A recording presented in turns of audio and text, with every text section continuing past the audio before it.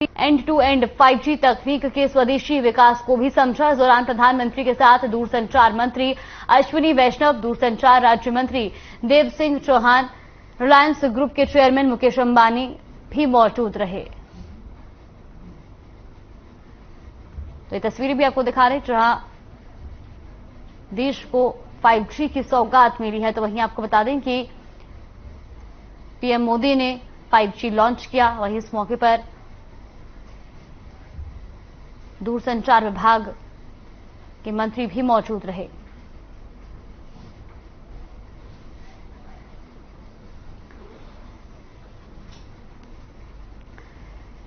तो ये तस्वीरें आपको दिखा रहे हैं जहां पीएम मोदी ने 5G की सौगात देश को दी है।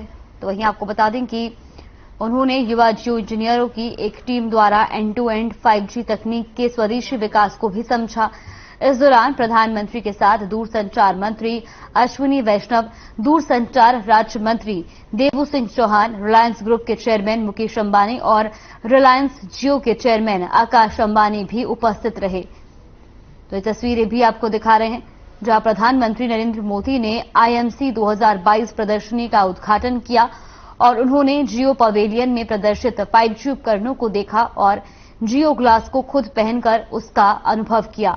उन्होंने युवा जियो इंजीनियरों की एक टीम द्वारा एंड टू एंड 5G तकनीक के स्वदेशी विकास को भी समझा। इस दौरान प्रधानमंत्री के साथ दूरसंचार मंत्री अश्विनी वैष्णव, दूरसंचार राज्य मंत्री देव सिंह चौहान, रिलायंस ग्रुप के चेयरमैन मुकेश अंबानी और रिलायंस जियो के चेयरमैन आकाश अंबानी भी उपस्थित रहे।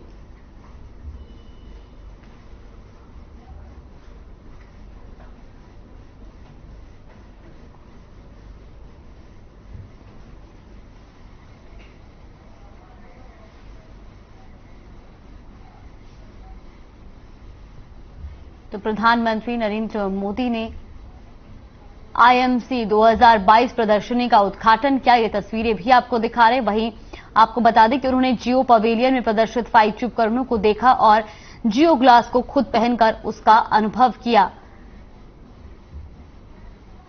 वहीं उन्होंने युवा जियो इंजीनियरों की एक टीम द्वारा एंड टू एंड 5G तकनीक की स्वदेशी विकास को भी समझा।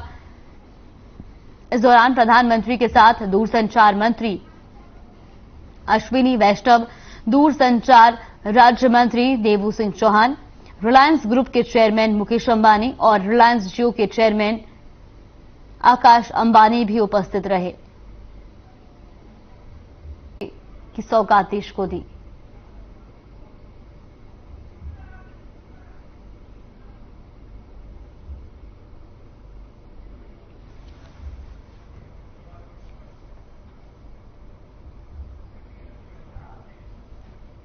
रुक कर लेते हैं बड़ी खबर का। चंडीगढ़ से इस वक्त की बड़ी और अहम जानकारी, पंचायत चुनाव से बड़ी खबर आपको बता रही, जहां सोमवार को होगी चुनाव की घोषणा।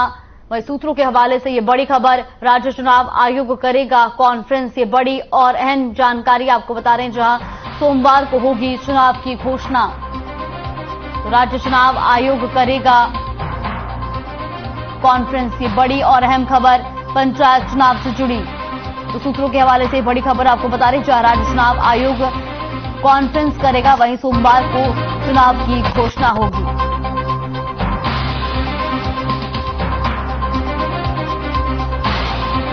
तो चंडीगढ़ से इस वक्त की बड़ी और अहम जानकारी। प्रधानमंत्री नरेंद्र मोदी के जन्म दिवस को लेकर चल रहे सेवा पखवाड़े के दौरान गुरुग्राम के गर्ल्स कॉलेज में एक कार्यक्रम का आयोजन किया गया। इस कार्यक्रम में केंद्रीय मंत्री राव इंद्रजीत सिंह ने शिरकत की। साथ ही आपको यह भी बता दें कि कार्यक्रम के दौरान दिव्यांगों को बैसाखी, ट्राईसाइकिल, व्हीलचेयर बांटी गई। गर्ल्स कॉलेज के इस कार्यक्रम में केंद्रीय मंत्री राव इंद्रजीत सिंह ने शिरकत की। केंद्रीय राज्य मंत्री ने कहा कि प्रधानमंत्री के जन्मदिन के दिन से ही ऐसे कार्यक्रमों का आयोजन किया जा रहा है। गुरुग्राम में भी इसके चलते इस कार्यक्रम का आयोजन किया गया। इस मौके पर सिंह ने कहा कि भारतीय जनता पार्टी ही एक ऐसी पार्टी है जो दिव्यांगों के लिए काम करती है। तो गुरुग्राम से खबर आपको बता रही, जो सेवा पखवाड़े के तहत कार्यक्रम का आयोजन किया गया। तो वहीं दिव्यांगों को विशेष उपकरण भी वितरित किए गए।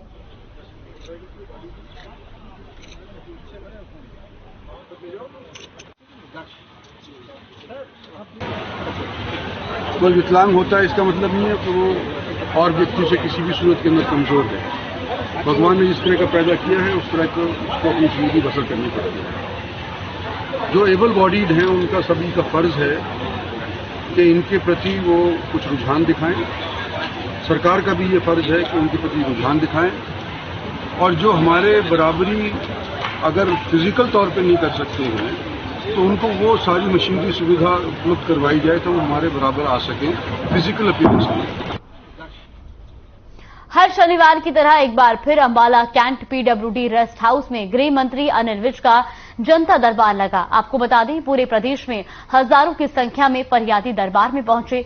इस मौके पर हरियाणा के सभी रेंज के डीएसपी भी मौजूद रहे। गृह मंत्री अनिल विज सभी की समस्याएं सुनकर उनके निपटारे के लिए तुरंत अधिकारियों को निर्देश भी दिए गए। और तस्वीरें भी आप देख सकते हैं, अंबाला की तस्वीरें आपको दिखा रहे, जहां हर शनिवार की तरह अंबाला में गृह मंत्री अनिल विज ने जनता दरबार लगाया। इस दौरान काफी संख्या में वहां पर लोग अपनी समस्याएं लेकर पहुंचे और ये तस्वीरें भी आपको दिखा रहे हैं। तो पूरे प्रदेश से हजारों की संख्या में फरियादी दरबार में पहुंचे और इस मौके पर हरियाणा के सभी रेंज के डीएसपी भी मौजूद रहे।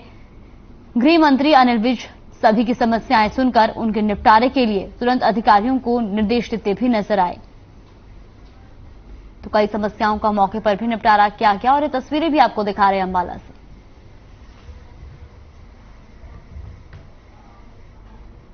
शिक्षा मंत्री का भिवानी दौरा, कंवरपाल गुर्जर पहुंचे बोर्ड परिसर। सर्वपल्ली राधाकृष्णन लैब स्कूल पहुंचे शिक्षा मंत्री। ये बड़ी और अहम खबर आपको बता रहे हैं भिवानी से, जहां कंवरपाल गुर्जर बोर्ड परिसर पहुंचे। तो वहीं आपको बता दें कि शिक्षा मंत्री भिवानी दौरे पर रहे। तो शिक्षा मंत्री ने भिवानी दौरा किया और तस्वीरें भी आपको दिखा रहे हैं भिवानी की। तो कंवरपाल गुर्जर बोर्ड परिसर पहुंचे। नीट में भी हो, जेई में भी हो और कंबाइंड सर्विसेज में भी हो, सीडीएस में भी। तो सरकार ने कहा था कि सुपर हैंडेड में हांसी नगर परिषद कार्यालय में अवैध कॉलोनियों से संबंधित विषय को लेकर नगर परिषद चेयरमैन द्वारा बुलाई गई विशेष मीटिंग में शहर की 16 कॉलोनियों को वैध करने के लिए सभी पार्षदों ने सहमति जताई। स्थानीय निकाय निदेशालय ने शहर की अवैध कॉलोनियों को लेकर प्राप्त आदेश को मीटिंग बुलाई। वहीं आपको बता दें कि नगर परिषद चेयरमैन प्रवीण एलावदी की अध्यक्षता में विशेष मीटिंग बुलाई गई थी। मीटिंग में स्थानीय निकाय निदेशालय पंचकुला द्वारा शहर की अवैध कॉलोनियों को लेकर प्राप्त आदेशों पर चर्चा की गई। साथ ही कार्यकारी अधिकारी संजय रोहिल्ला ने स्थानीय निकाय द्वारा भेजी गई 16 कॉलोनियों को वैध करने के लिए प्रस्तावना को पढ़कर सुनाया। नगर परिषद चेयरमैन प्रवीण एलावदी ने इस प्रस्तावना पर अपनी आपत्तियां और सुझाव रखने के लिए कहा, जिस पर वार्ड नंबर 11 के पार्षद प्रवीण वाल्मीकि ने एजेंडे में शामिल 4 अनमोल कॉलोनियों को आपत्ति जताते हुए इन कॉलोनियों के बारे में पूछा। हिसार से खबर आपको बता रहे, जहां नगर परिषद चेयरमैन ने बैठक की, तो वही बैठक में अवैध कॉलोनियों को लेकर चर्चा की गई। साथ ही सभी के विचार और प्रस्ताव भी रखे गए। अगर ये कॉलोनियां वगैरह क्या है, ये 16 कॉलोनियां से ये निवेदन करता हूँ कि जल्दी से जल्दी मेरा ये निवेदन डीटीपी ऑफिस से जो है एक ड्रोन से सर्वे किया गया था शहर का, कौन कौन सी कॉलोनियां कैसे है। वो जो डीटीपी ऑफिस से चंडीगढ़ सरकार के पास भेजा गया, तो ये कॉलोनियां जो है शहर के अंदर जहाँ पे कुछ कंस्ट्रक्शन हो चुकी है, वहां पे सुविधाओं की जरूरत है। वो जाने के बाद सरकार की तरफ से हमारे पास एक लेटर आया था, हमारे पास नहीं बल्कि सारे हरियाणा में आया हुआ है, हर परिषद में पालिका में, कि आप प्रस्तावना भेजो ताकि उन लोगों को सुविधा मुहैया कर। तीतरम पुलिस के हाथ बड़ी सफलता लगी है। पुलिस ने तीतरम मोड़ से पनीर से भरी एक गाड़ी को पकड़ लिया, जिसमें करीब 5 क्विंटल पनीर बताया जा रहा है। गाड़ी को कब्जे में लेकर तीतरम थाने में ले जाया गया, जहां इसकी सूचना खाद्य निरीक्षक डॉक्टर राजीव शर्मा को दी गई। खाद्य निरीक्षक की टीम ने थाने में पहुंचकर पनीर के सैंपल लिए। पनीर के सैंपलों को जांच के लिए लैब में भेजा जाएगा। गुणवत्ता में कमी मिलने पर विभागीय कार्रवाई भी होगी। समझ नहीं आया। ये शिकायत आई थी कि नकली पनीर जा रहा है गाड़ी में और गाड़ी पकड़ रखी है, तो उसका आके चेक कर लो, उसको बताया था पनीर कैसा है। हम आए टीम, और टीम ने आकर के सैंपल 2 सैंपल लिए पनीर के, तकरीबन 4-5 कुंटल के आसपास पनीर है, और उसको सैंपल के लिए लैब में भेजा जाएगा। जैसी रिपोर्ट आएगी उसके अकॉर्डिंग आगे कार्रवाई की जाएगी। डॉक्टर साहब कितने दिन में रिपोर्ट आएगी? ये 2 हफ्ते के तकरीबन रिपोर्ट आ जाएगी।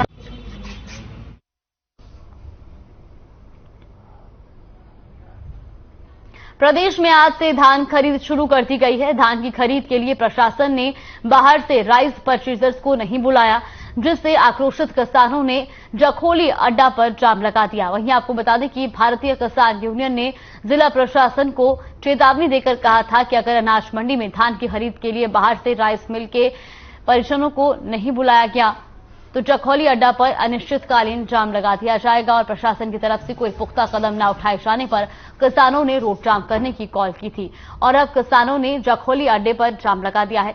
जाम की सूचना के बाद भारी संख्या में पुलिस बल मौके पर पहुंच चुका है। तो कैथल से ये खबर आपको बता रहे हैं, और ये तस्वीरें भी आप देख सकते हैं जहां किसानों ने जखौली अड्डे पर जाम लगाया, तो वहीं प्रशासन को भी चेतावनी दी है। और आपको बता दें कि राइस परचेजर्स को ना बुलाए जाने से किसान नाराज है, तो वही किसानों ने मांग पूरी न होने पर चेतावनी भी दी थी।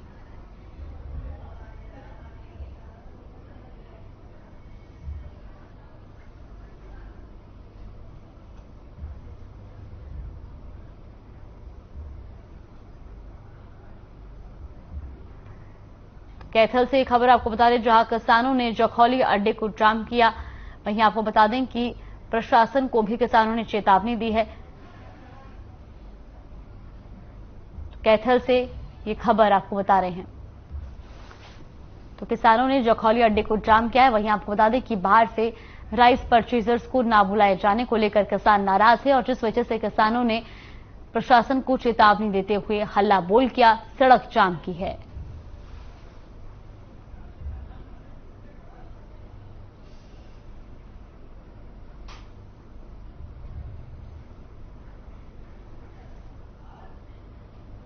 रुक कर रहे बड़ी खबर का। दिल्ली से बड़ी खबर, मल्लिकार्जुन खड़गे का राज्यसभा से इस्तीफा। सोनिया गांधी को खड़गे ने सौंपा इस्तीफा। एक व्यक्ति एक पद के तहत खड़गे ने दिया इस्तीफा। अध्यक्ष पद के चुनाव में सबसे प्रबल दावेदार खड़गे। तो ये बड़ी और अहम जानकारी आपको बता दें, जहां खड़गे ने राज्यसभा पद से इस्तीफा दिया, तो वहीं उन्होंने कहा कि एक व्यक्ति एक पद के तहत खड़गे ने इस्तीफा दिया है।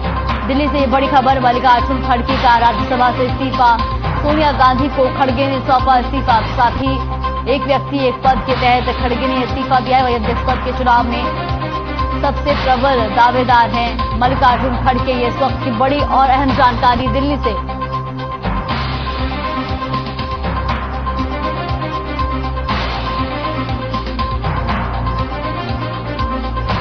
अध्यक्ष पद के चुनाव के लिए सबसे प्रबल दावेदार है मल्लिकार्जुन खड़गे। दिल्ली से ये बड़ी और अहम जानकारी, मल्लिकार्जुन खड़गे का राज्यसभा से इस्तीफा। सोनिया गांधी को खड़गे ने सौंपा इस्तीफा। साथ ही एक व्यक्ति एक पद के तहत खड़गे ने दिया इस्तीफा। अध्यक्ष पद के चुनाव में सबसे प्रबल दावेदार हैं खड़गे।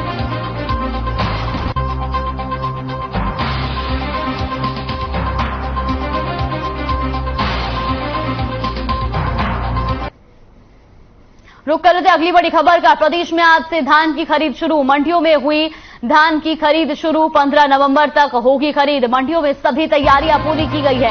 फसल लेकर मंडियों में किसान पहुंच रहे हैं। धान खरीद को लेकर मुख्यमंत्री ने भी साफ तौर पर निर्देश दिए हैं। सीएम ने कहा है कि अलग अलग एसओपी तैयार की जाए, साथ ही बाजरा खरीद का लक्ष्य निर्धारित करें। तो ये बड़ी और अहम जानकारी आपको बता रहे हैं। प्रदेश में आज से धान की खरीद शुरू। मंडियों में हुई धान की खरीद शुरू।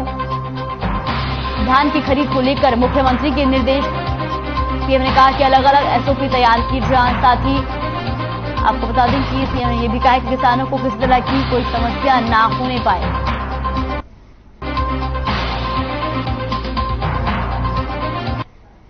नवरात्रि सिर्फ आस्था का ही पर्व नहीं है, बल्कि उल्लास और मनोरंजन का भी होता है, जिसको लेकर यमुनानगर के एक निजी होटल में भी महिलाओं ने दुर्गा मां के सम्मान में इंडिया रास कर दुर्गा मां की आराधना की। इस मौके पर सभी महिलाएं सज धज कर पहुंची और इंडिया के अलावा माफ कीजिएगा, डांडिया के अलावा भक्तिपूर्ण नृत्य, गेम्स और मां दुर्गा के जयकारों से खूब आनंद लिया। इस मौके पर आयोजक उमा पराशर ने बताया कि मां दुर्गा की शक्ति की संचालक होती हैं, इसलिए सब महिलाएं भी इकट्ठा हुई हैं और गरबे के जरिए मां दुर्गा से अपने परिवार की सुख शांति की कामना की है। तो नवरात्रि पर डांडिया और गरबे की धूम देखने को मिली। वहीं माता रानी की आराधना में भक्त डूबे नजर आए।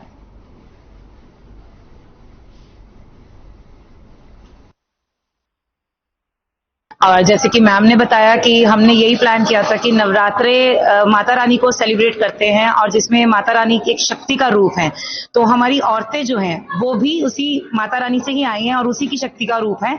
तो हमने इन सबको ही बुलाया कि आप आइए और हम सब मिलके इस नवरात्रा को, फेस्टिवल को सेलिब्रेट करें। ये हमने माँ भगवती शक्ति का रूप है और औरत खुद में एक शक्ति होती है, इसलिए आज हमने सभी शक्तियों को यहाँ इकट्ठा करके माँ के सामने पहले तो हमने एक भक्तिपूर्ण नृत्य किया, उसके बाद हमने डांडिया किया है और सब ने बहुत आनंद लिया है इस कार्य का। बाबर उपमंडल के हरचंदपुर गांव में एक 48 साल की महिला ने फांसी लगाकर आत्महत्या कर ली। बताया जा रहा है कि महिला ने मानसिक तनाव के चलते ये कदम उठाया।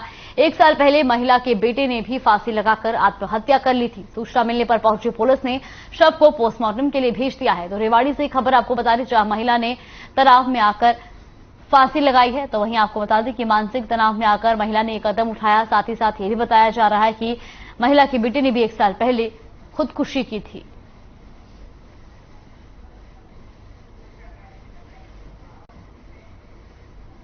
कहते हैं जल ही जीवन है, लेकिन अगर वही जल जीवन को खत्म कर दे तो क्या होगा?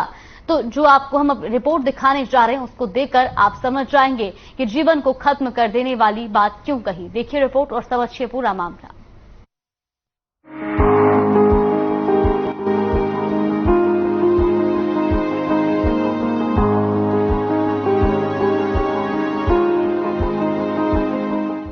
कहते हैं जल ही जीवन है, लेकिन अगर वही जल जीवन को खत्म कर दे तो क्या होगा? दिखाई दे रही तस्वीरों में नल से निकलता हुआ ये काला पानी लोगों के घरों में सप्लाई किया जा रहा।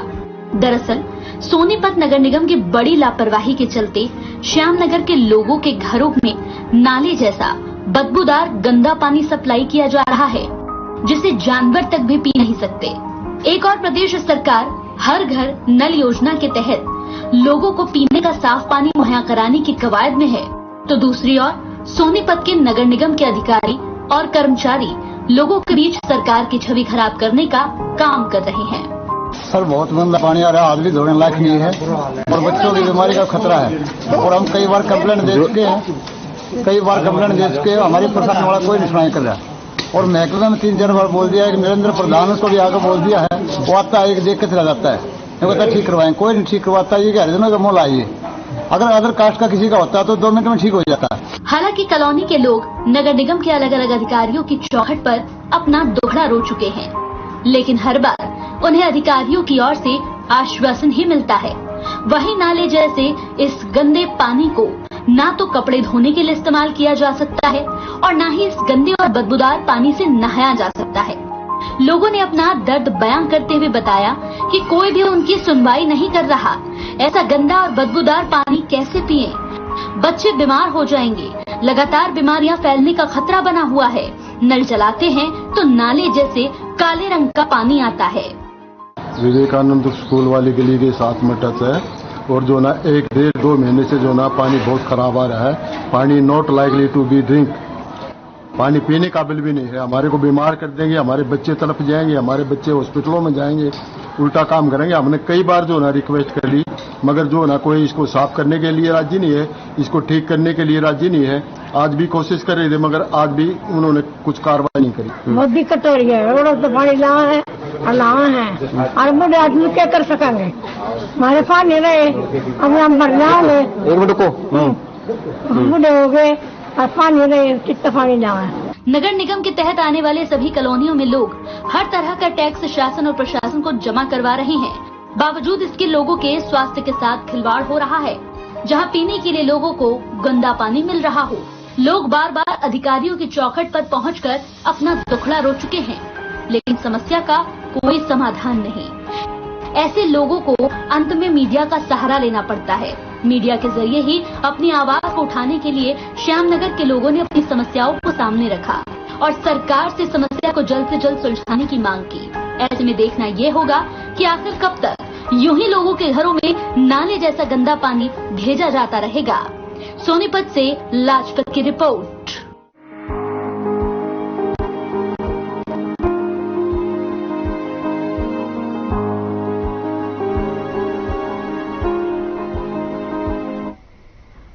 गैस सिलेंडर के दाम लगातार बढ़ने से जहां आम लोग परेशान हैं, तो वहीं दूसरी तरफ सिलेंडर की सप्लाई करने वाली गैस एजेंसियों के कर्मचारी इन सिलेंडरों में गैस का घोटाला कर जमकर मुनाफा कमा रहे हैं। कुछ ऐसा ही मामला भिवानी की जगत कॉलोनी से सामने आया है। कॉलोनी में रहने वाले लोगों ने बताया कि जब उन्होंने सप्लाई किए जा रहे सिलेंडर की जांच करवाई तो सिलेंडर का वजन 4 किलो तक कम निकला। स्थानीय लोगों ने इसकी शिकायत मापतोल विभाग के अधिकारियों से की। मामले की जांच करने पहुंचे मापतोल विभाग के इंस्पेक्टर जय भगवान ने बताया कि कुछ सिलेंडर का वजन कम मिला है और उन सिलेंडरों को जब्त कर गैस सप्लाई करने वाली एजेंसी पर चालान करने के साथ ही उचित कार्रवाई भी की जाएगी।